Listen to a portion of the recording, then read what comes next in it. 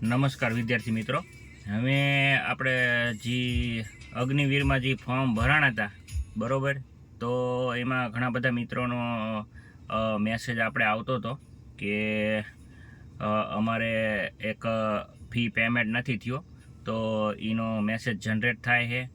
તો તેનું શું કરવું? તો એ મેસેજ કયો જનરેટ થતો હતો એ હું તમને પહેલાં તો દેખાડું.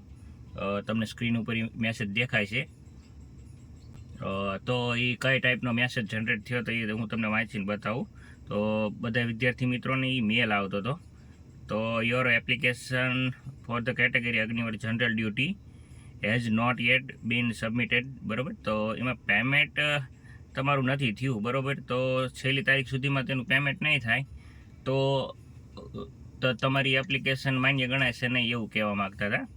તો એમાં કેવું છે કે સબમિટ દરેકના ફોર્મના વિદ્યાર્થી મિત્રોના ફોર્મ તો થઈ જ ગયા છે, પણ અમુક વિદ્યાર્થીએ કેવું કરેલું હોય છે કે તેને ટકાવારી પૂરતી થતી નથી હોતી અને એને જનરલ ડ્યુટીમાં ફોર્મ ભરવાની ટ્રાય કરેલી હોય, બરાબર.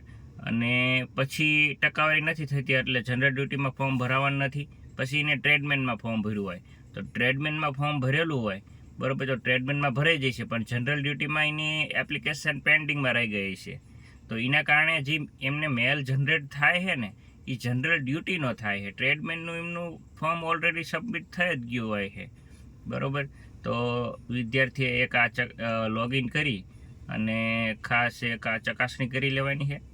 તો બરાબર, બાકી ફોર્મમાં બીજી કંઈ મિસ્ટેક હોતી નથી, બરાબર. તો આનું આ રીઝન છે, તો એ દરેક વિદ્યાર્થી મિત્રોએ ધ્યાને લેવું.